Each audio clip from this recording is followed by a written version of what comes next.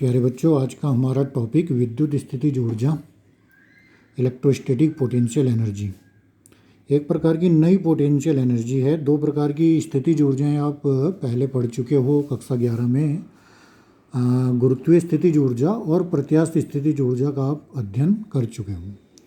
तो जैसे हमने कक्षा 11 में स्थितिज ऊर्जा बताई थी, कॉन्सेप्ट स्थितिज ऊर्जा का आपको वहीं समझा दिया था, वैसे ही सेम कॉन्सेप्ट विद्युत स्थितिज ऊर्जा में अब आप समझेंगे। विद्युत स्थितिज ऊर्जा देखिए एक्चुअल में है क्या। पहली चीज़ आपको जो सबसे पहले दिमाग में देखनी है, विद्युत स्थितिज ऊर्जा तो अभी हम पढ़ेंगे, लेकिन उससे पहले आप देखिए कि अगर आपके पास सपोज कोई क्यू आवेश है और उस क्यू आवेश के कारण बोला किसी बाह्य बिंदु पर r दूरी पर विद्युत क्षेत्र की तीव्रता E ज्ञात करो, तो बहुत आसानी से आप फॉर्मूला 1/4πε0 Q/r² से निकाल सकते हैं।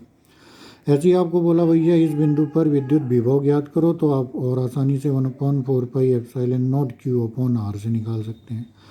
अब आपको बोला भैया विद्युत स्थितिज ऊर्जा जो होती है U, मतलब इलेक्ट्रोस्टैटिक पोटेंशियल एनर्जी को कैपिटल U से रिप्रेजेंट करते हैं, तो U निकालिए।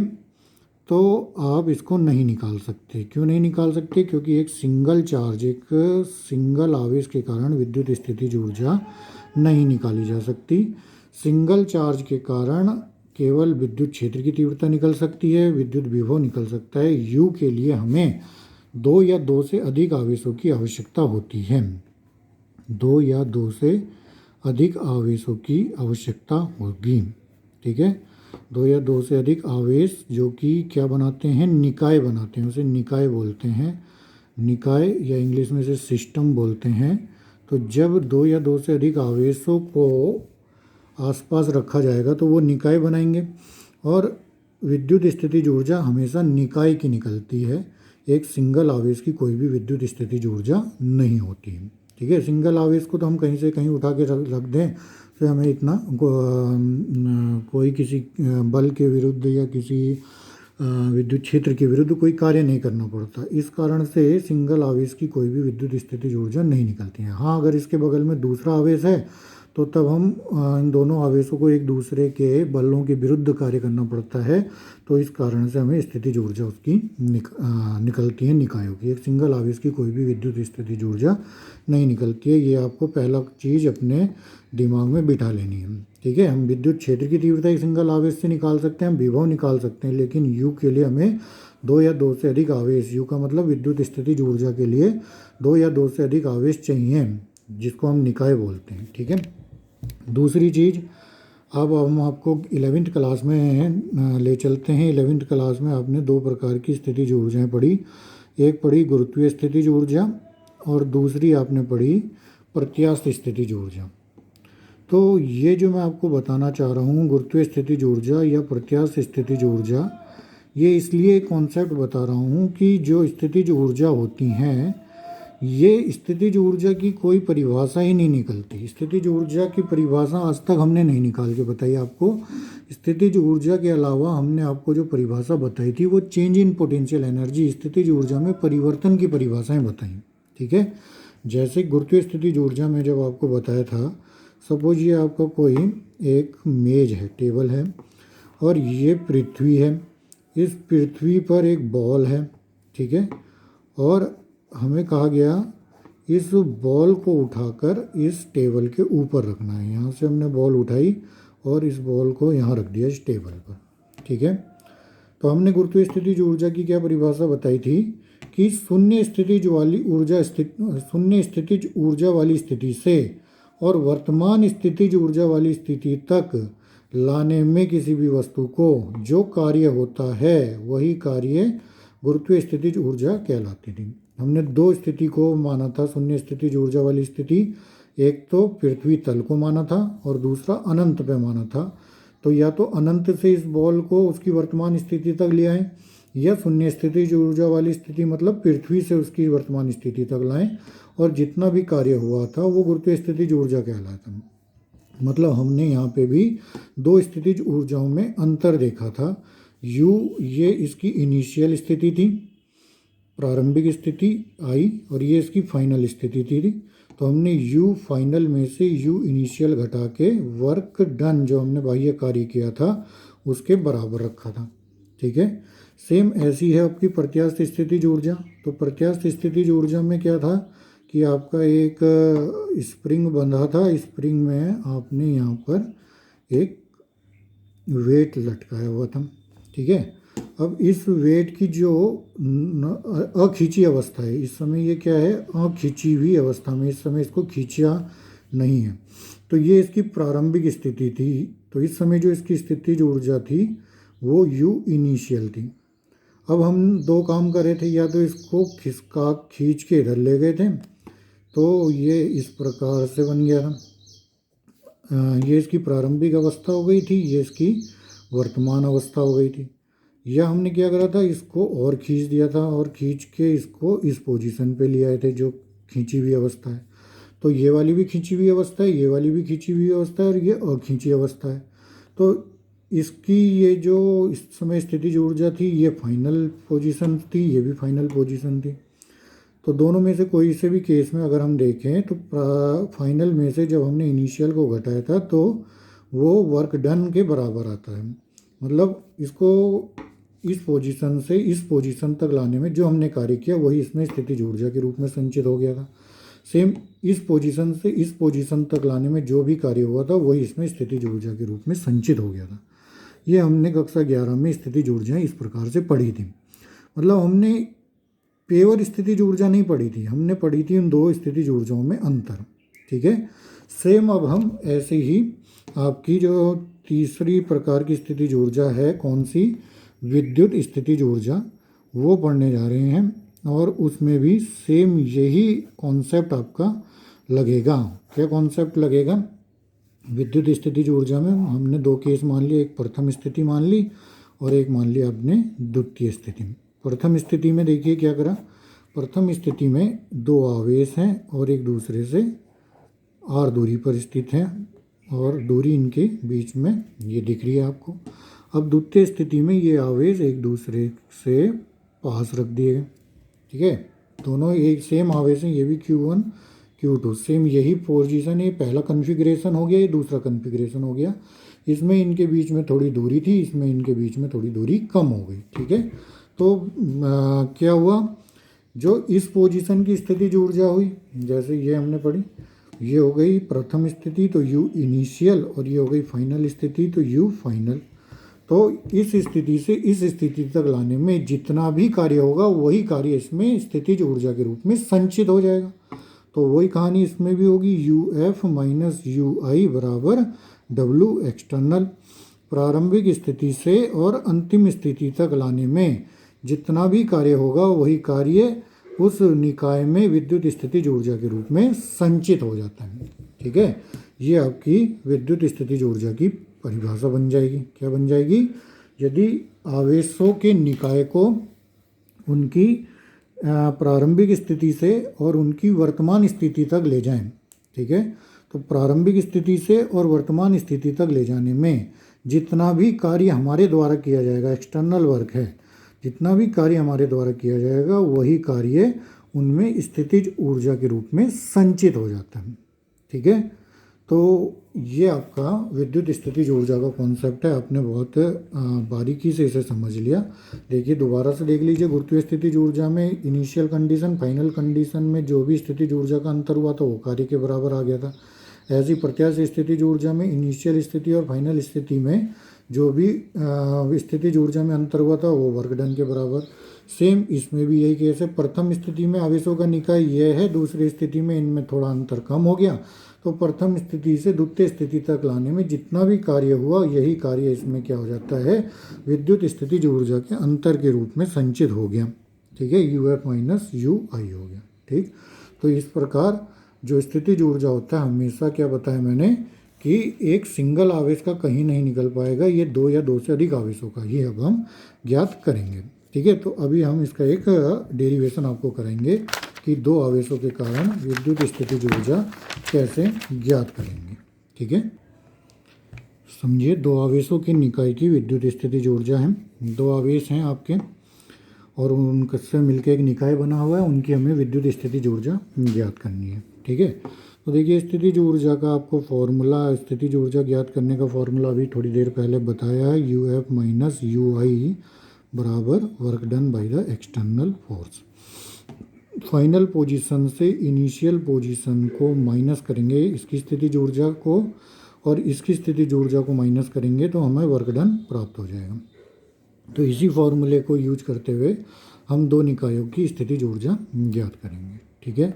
तो देखिए क्या है, मान लिया एक निकाय यहाँ पे है, निकाय मतलब दो आवेश मान लिए, एक आवेश Q1 दूसरा आवेश Q2 मान लिया, और दोनों आवेश कहाँ पे रखे हैं, फिलहाल एक स्थिति पे रखे हैं अनंत, ठीक है। अनंत का मतलब आपको जब भी अनंत की बात आएगी तो आपको पता है अनंत पे विद्युत विभव शून्य होता है। सेम वही कहानी है, अनंत पे विद्युत स्थितिज ऊर्जा भी शून्य होती है, ठीक है। तो ये कहानी आपको ध्यान रखनी है कि अनंत का मतलब क्या हो गया, वहाँ पे u का मान 0 है, तो ये शून्य स्थितिज ऊर्जा वाली स्थिति आ गई, ठीक है। कौन सी स्थितिज ऊर्जा वाली स्थिति, शून्य स्थितिज ऊर्जा वाली। तो मान लो यहाँ पे एक निकाय है आपका, और ये निकाय कहाँ रखा है, फिलहाल अनंत पे रखा है। अब इस निकाय को हम कहाँ लाएंगे, इसकी वर्तमान स्थिति में, यहाँ से उठा के इस पूरे को इसकी वर्तमान स्थिति तक लाएंगे। तो यहाँ से यहाँ तक लाने में जितना भी कार्य होगा वही इसमें स्थितिज ऊर्जा के रूप में संचित होगा, और हमें वही कैलकुलेट करना है, ठीक है। तो ये हो गई इसकी फाइनल इनिशियल पोजीशन यू आई को अब हम u क्या लिख सकते हैं, इन्फिनिटिव लिख सकते हैं। देखिए यू एफ तो ऐसा का ऐसा ही है, और ये u इन्फिनिटिव हो जाएगा, मतलब इसकी अनंत पर स्थितिज ऊर्जा, और W एक्सटर्नल बाह्य कार्य। अब देखिए ये समझिए, बाह्य कार्य जो हुआ, ये बाह्य कार्य दो कार्यों से मिलकर बन गया। अब एक बार हम Q1 आवेश को यहाँ लाएंगे और एक बार Q2 आवेश को यहाँ लाएंगे, तो Q1 आवेश को लाने में किया गया कार्य और Q2 आवेशों को लाने में किया गया कार्य, दोनों का जोड़ ही ये कुल कार्य के बराबर होगा। तो W एक्सटर्नल को हमने लिख लिया, Q1 आवेश को उसकी वर्तमान स्थिति तक लाने में कृत कार्य, ठीक है, और प्लस ऐसी Q2 आवेश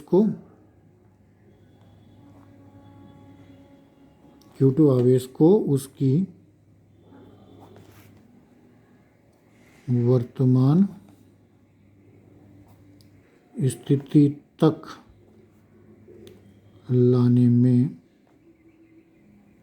कृत कार्य। ये दोनों चीज़ अब हमने ज्ञात करनी है, ठीक है। और ये आपको पता ही आ रहा है, U F minus you infinitive का मान ये आएगा। तो अभी देखिए, जब हम Q1 आवेश को पहले उठा के यहाँ ले आए तो कुछ कार्य हुआ, मेरे हिसाब से तो नहीं होगा। क्यों नहीं होगा, देखो Q1 आवेश है, और जहाँ जिस स्थिति में हम इसे लाए, इस स्थिति में पहले से कोई भी आवेश या कोई भी पार्टिकल या कोई भी चीज़ नहीं रखी है, केवल Q1 आवेश को उठा के यहाँ से यहाँ लाए। हाँ, अगर कोई और आवेश यहाँ रखा होता या और कोई चीज़ यहाँ रखी होती तो हमें वर्क डन करना पड़ता उसके विद्युत क्षेत्र के खिलाफ, ठीक है। अभी तो हमने Q1 आवेश को उठा के यहाँ ले आए, तो हमें ना तो कोई वर्क डन करना पड़ा ना कुछ करना पड़ा, केवल डायरेक्ट यहाँ से उसको पिक किया और यहाँ पे इसको छोड़ दिया।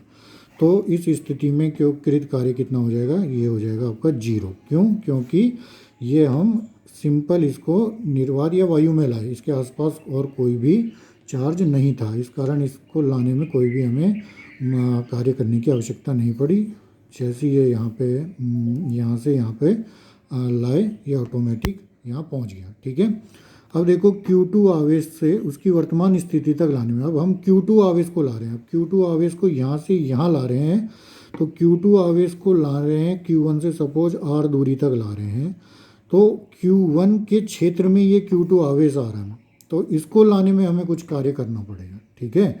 ये तो हमें जो वर्क डन होगा इस Q2 को करने में, ऐसे तो हम नहीं बोल सकते ये भी 0 हो जाएगा, ये 0 नहीं होगा। क्यों नहीं होगा, क्योंकि Q2 को हम Q1 के क्षेत्र के अंतर्गत ला रहे हैं, तो यहाँ तक लाने में हमें से कुछ कार्य करना पड़ेगा, ठीक है। तो वो कार्य कितना होगा वही आप निकाल सकते हैं। देखिए कैसे निकालेंगे, Q2 आवेश को उसकी वर्तमान स्थिति तक लाने में कृत कार्य। ये चीज़ आपको समझनी है। इसको तो हमने ऊपर वाले को समीकरण नंबर 1 मान ली। जब हम कार्य निकाल देंगे तो यहाँ रख के इसको फाइनल कर देंगे। तो देखो कैसे कार्य निकालेंगे कि ये कार्य आप विभव के फॉर्मूले से निकाल सकते हैं। विभव का फॉर्मूला आपको पता है। विभव आपने देखा था। देखो ये अनंत वाली पोजीशन है और ये मान लो P बिंदु है। इस P बिंदु पर आपको विभव ज्ञात करना है। तो विद्युत विभवांतर का जो मैंने कॉन्सेप्ट आपको बता रखा है, आप उसी को ही ध्यान से देखिए कि अंतिम स्थिति में से प्रारंभिक स्थिति का विभव घटाते थे। जो फॉर्मूला था Vp माइनस V इन्फिनिटिव। अंतिम स्थिति आपकी P बिंदु है, प्रारंभिक स्थिति आपकी अनंत है। तो Vp माइनस V इन्फिनिटिव कितना होता था? W एक्सटर्नल जो हमने बाह्य वर्ग किया अपॉन किसके बराबर आ गया? अपॉन Q2 आवेश को लाए ना यहाँ से यहाँ तक लाने में किया गया कार्य। तो इस प्रकार हम विद्युत विभव के फॉर्मूले से Vp माइनस V इन्फिनिटी बराबर W एक्सटर्नल अपॉन Q2 के माध्यम से W एक्सटर्नल कार्य निकाल सकते हैं। Q2 आवेश को यहाँ तक लाने में किया गया कार्य। समझिए, कुछ नहीं है। हमने क्या करा, Q2 आवेश को यहाँ तक ला रहे हैं। तो यहाँ तक लाने के लिए हम किसका सहारा ले रहे हैं? विद्युत विभव का सहारा ले रहे हैं। ठीक है। विद्युत विभव की परिभाषा आपको पता है कि फाइनल पोजीशन में से इनिशियल पोजीशन के विभव को माइनस करते हैं। वो किस किस के अनुपात के बराबर होता है? वर्क डन और आवेश, जिस आवेश को हम यहाँ से यहाँ तक ला रहे हैं। ठीक है। अगर ये नहीं आ रहा है तो आप पहले वीडियोस देख सकते हैं, ये कॉन्सेप्ट आपका क्लियर हो जाए। तो Vp माइनस V इन्फिनिटिव बराबर W एक्सटर्नल अपॉन Q2 हो गया। अब आपको पता है अनंत पे कितना होता है विद्युत विभव? 0 होता है। ठीक है। तो जो हमारा बाह्य कार्य है वो किसके बराबर हो जाएगा? Vp इंटू Q2 के बराबर हो जाएगा। तो वर्तमान स्थिति में लाने में जो कृत कार्य हुआ, जो W एक्सटर्नल अभी हमारा निकल के आया, वो हो गया P बिंदु पर विभव और साथ में उसकी Q2 की मल्टीप्लाई हो गई। ये तो हुआ इन्फिनिटी पे, ये चीज़ तो 0 हो गई और Vp की मल्टीप्लाई हो गई Q2 के बराबर। समझ गए होंगे। अब ये जो Vp इंटू Q0 है, Vp आप देखिए, Vp क्या है? इस P बिंदु पर विभव। तो Q1 आवेश के कारण R दूरी पर स्थित जो P बिंदु है Vp, वो आपको पता ही है 1/4 pi epsilon not Q1 upon R के बराबर होगा। ठीक है। तो Vp का मान उठा के यहाँ रख दें तो W एक्सटर्नल जो हमारा कार्य हो गया वो आपका कितना हो गया? 1/4 pi epsilon not Q upon R। और Q1 आवेश के कारण था तो Q1 अपॉन R और साथ में कितना हो गया? Q2। ठीक है। तो ये हमारा बाह्य कार्य निकल के आ गया और बाह्य कार्य को हमने रख दिया समीकरण नंबर 1 में। समीकरण नंबर 1 में देखो ये तो चीज़ 0 हो गई, ये चीज़ हमने निकाल ली। और UF माइनस, देखो जो समीकरण 1 आई वो क्या आ गई? UF माइनस U इन्फिनिटी बराबर, ये टर्म तो 0 हो गई थी और इसका मान कितना आया? 1/4 pi epsilon not Q1 Q2 upon R। आपको ये चीज़ भी पता है कि अनंत पे विद्युत जो विभव, विद्युत क्षेत्र, ये क्या बताया, विद्युत स्थितिज ऊर्जा वो 0 होती है। तो ये 0 हो जाएगा। तो UF फाइनल स्थिति में जो विद्युत स्थितिज ऊर्जा निकल के आई वो केवल 1/4 pi epsilon not Q1 Q2 upon R के बराबर आ गई। और यही चीज़ हम आपको सिद्ध करके दिखाना चाह रहे थे। ठीक है। इसको भी आप परिभाषा और ये ध्यान रखना है, ये क्या होती है? एक अदिश राशि होती है। मतलब जब भी Q1 और Q2 हम लेंगे तो चिन्ह सहित लेंगे। ठीक है। तो समझ गए होंगे प्यारे बच्चों। कुछ नहीं है इसमें, हम इस निकाय Q1 Q2 निकाय को अनंत से यहाँ तक लाए उसकी वर्तमान स्थिति तक, और अनंत से वर्तमान स्थिति तक लाने में जितना भी हमने कार्य किया वही कार्य इसमें स्थितिज ऊर्जा के रूप में संचित हुआ और वो हमने ज्ञात किया। ठीक है। ये फॉर्मूले का यूज करेंगे हम। ये फॉर्मूला बहुत इंपॉर्टेंट है, बार बार आपको समझाया गया। तो फाइनल पोजीशन से इनिशियल पोजीशन के विभव विद्युत स्थितिज ऊर्जा को घटाया तो वर्क डन मिला। अब जो वर्क डन हुआ ये 2 भागों में टूटा। पहला भाग क्या था? Q1 को लाने में किया गया कार्य, फिर Q2 को लाने में। अब Q1 को लाने में किया गया कार्य 0 है क्योंकि ये किसी भी अन्य विद्युत क्षेत्र के कारण प्रभावित नहीं हो रहा है। जबकि Q2 को जब हम ला रहे हैं तो ये Q1 के विद्युत क्षेत्र में आ रहा है। ठीक है। तो Q1 को लाने में किए गए कार्य निकालने के लिए हमने किसका कॉन्सेप्ट यूज करा? हमने विभव का कॉन्सेप्ट यूज करा।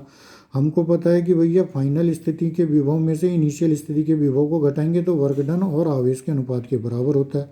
तो हमने ये W जो एक्सटर्नल था सेकंड पोजीशन में जो कार्य था वो इस फॉर्मूले से बड़ी आसानी से निकाल दिया और वो हमारा आया था Vp इंटू Q2। और Vp का मान हमको पता है, जो हम पहले से पढ़ते आ रहे हैं कि एक बिंदु आवेश है उसके कारण बाह्य बिंदु पर विद्युत विभव कितना होता है, उसके द्वारा 1/4πε0 Q1/R रखा, Q2 की मल्टीप्लाई हुई तो हमारा आंसर कार्य निकल गया। कार्य को हमने फर्स्ट इक्वेशन में रखा तो टोटल हमारा विद्युत स्थितिज ऊर्जा निकल गया कितना है 1/4πε0 Q1 Q2/R। तो ये आपके आवेशों के निकाय हैं, मतलब दो आवेश हैं आपके पास। सपोज एक आवेश ये Q1 है और एक आवेश ये है Q2, और इस आवेश का एक दो आवेशों का एक निकाय बन गया और इस निकाय की स्थितिज ऊर्जा पूछी तो आपका U इजिकल टू कितना हो जाएगा 1/4πε0 Q1 Q2/R² के बराबर आ जाएगा। ठीक है। अब ऐसे ही में इसमें कभी कभी सवाल पूछ लेता है। क्या सवाल पूछ लेता है कि भैया दो आवेश ना हो के तीन आवेश हैं। जैसे कि एक एग्जांपल ही ले लेते हैं, क्वेश्चन ले लेते हैं। क्या है कि एक आवेश यह है, इसका परिमाण Q है, दूसरा आवेश यह है, इसका परिमाण Q है, तीसरा आवेश यह है, इसका परिणाम Q है, और तीनों एक दूसरे से इक्वी डिस्टेंस है। मतलब इस प्रकार से एक त्रिभुज है, प्रत्येक की भुजा ए सेंटीमीटर की मान ली, और तीनों आवेश हैं एक दूसरे से बराबर दूरी पे और तीनों के परिमाण भी बराबर हैं। तो इस निकाय की स्थितिज ऊर्जा ज्ञात करो। पूछा गया कि भैया इस निकाय की स्थितिज ऊर्जा क्या होगी। ठीक है।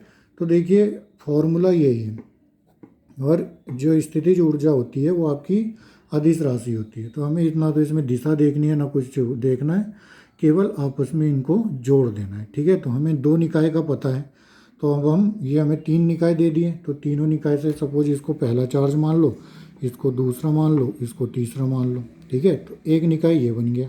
ठीक, ये एक और दो को मिलके एक निकाय बन गया, ऐसे दो तीन को मिलके एक निकाय बन गया, तीन एक को मिलके एक निकाय बन गया। तो इसमें कुल कितने निकाय बन गए, तीन निकाय बन गए। तो तीनों निकाय की अलग अलग पोटेंशियल एनर्जी निकालो और उनको आपस में जोड़ दो। तो इस पूरे निकाय की U जो सिस्टम हो गया, पूरे निकाय की स्थितिज ऊर्जा जो हो गई U12 plus U23 plus U13 के बराबर आ जाएगा। 12 वाला एक निकाय ये प्लस 23 वाला एक निकाय ये प्लस 13 वाला एक निकाय ये। इन तीनों की स्थितिज ऊर्जा आप आसान से निकाल सकते हैं। कैसे 1/4πε0 कितना हो गया Q1 Q2, तो इसका भी परिणाम Q है, इसका भी, और बीच की दूरी कितनी है a² प्लस ऐसे ही 1/4πε0 QQ/a², फिर ऐसे ही 1/4πε0 QQ/a²। तो जो चीज़ कॉमन है देखो, ये भी QQ है, Q1 Q2 नहीं है, QQ है, ये भी Q²/a², Q², सारी चीज़ एक ही जैसी है। तो तीनों आपस में जुड़ जाएंगी तो 3/4πε0 Q²/a²। पूरे निकाय का, पूरे सिस्टम का आपका क्या निकल के आ गया, विद्युत क्या बोलते हैं इसको, विद्युत स्थितिज ऊर्जा। ठीक है। अब ऐसे ही दो के अलावा चार दे दिए। एक और एग्जांपल देख लेते हैं। अगर चार दे दिए, एक आवेश ये है, एक आवेश ये है, एक आवेश ये है, एक आवेश ये है, तो ये इसका भी परिमाण Q हो गया, इसका Q हो गया, इसका Q हो गया, इसका Q, इनके बीच की दूरी a। तो हमने कुल मिला के ढूंढना है कि कितने निकाय बन रहे हैं। तो एक इसको मान लिया, दो ये मान लिया, तीन ये मान लिया, चार ये मान लिया। ठीक है। तो देखो चार निकाय तो आपको सामने सामने ही दिख रहे हैं। पूरा U जो सिस्टम हो गया वो किस किस के बराबर हो गया, U12 पहला निकाय ये दिख रहा है तो U12 प्लस दूसरा निकाय ये दिख रहा है U23। ठीक है। तीसरा निकाय ये दिख रहा है तो U34 प्लस चौथा निकाय ये दिख रहा है तो U14। ठीक है। और भी कुछ दिख रहा है, दो निकाय ये भी तो पास हैं, देखो एक ये भी, ये एक दूसरे के पास है, ऐसे ये एक दूसरे के पास है। ठीक है। तो इनके साथ ये और जुड़ जाएगा U24 प्लस U13। इस प्रकार हमें ये चार जब हमें आवेश दिए हुए तो कितने निकाय मिले, 6 निकाय मिले। अब इन 6 के प्रत्येक के अलग अलग निकाल के और आपस में जोड़ के टोटल हमारा इस पूरे निकाय का क्या निकल जाएगा, विद्युत स्थितिज ऊर्जा निकल जाएगी। ठीक है। निकाल सकते हैं, देखिए कैसे निकलेगा। U12 आप आराम से इन दोनों के बीच में विद्युत स्थितिज ऊर्जा कितनी हो जाएगी 1/4πε0 Q² अपॉन इनके बीच की दूरी a है तो a हो जाएगा। ठीक है, ऐसे ही दूसरा है U23, ये भी सेम होगा 1/4πε0 Q² अपॉन a। ऐसे इन दोनों के बीच की दूरी भी 1/4πε0 Q² अपॉन a। ऐसे इन दोनों के बीच की दूरी भी हो जाएगी 1/4πε0 Q² अपॉन a। अब इनमें बीच की दूरी अलग है, ये क्या है विकर्ण है। ऐसे इनके बीच की दूरी अलग है, ये तो क्या है विकर्ण है। और वर्ग का विकर्ण क्या होता है a√2। ठीक है, तो इसकी कितनी हो जाएगी प्लस 1/4πε0 Q² अपॉन बीच की दूरी कितनी हो जाएगी a√2। ऐसे ही इस वाले से निकाय के लिए भी 1/4πε0 Q² अपॉन a√2। ठीक है, जो चीज़ कॉमन है उनको जोड़ लेना, जैसे जैसे होगा कॉमन को लेके आंसर आपका आ जाएगा। ठीक है, इस प्रकार से ये न्यूमेरिकल आपने भी कर लिया, तो इसमें कोई बड़ी बात नहीं है प्यारे बच्चों। आपने विद्युत स्थितिज ऊर्जा समझ लिया, विद्युत स्थितिज ऊर्जा का कॉन्सेप्ट समझ लिया, विद्युत स्थितिज ऊर्जा होता क्या है, और आपने विद्युत स्थितिज ऊर्जा का जो फॉर्मूला है यू किसी भी स्थिति पर, यू फाइनल स्थिति पर विद्युत स्थितिज ऊर्जा 1/4πε0 Q1 Q2 अपॉन R ये निकाल दिया। स्थितिज ऊर्जा एक अदिश राशि है, इसलिए इसको जोड़ने में किसी भी दिशा की आवश्यकता नहीं होती। दो न्यूमेरिकल भी हमने आपको इसके छोटे करा के दिखा दिए, बहुत इम्पोर्टेंट कॉन्सेप्ट है, इसे समझिए। धन्यवाद।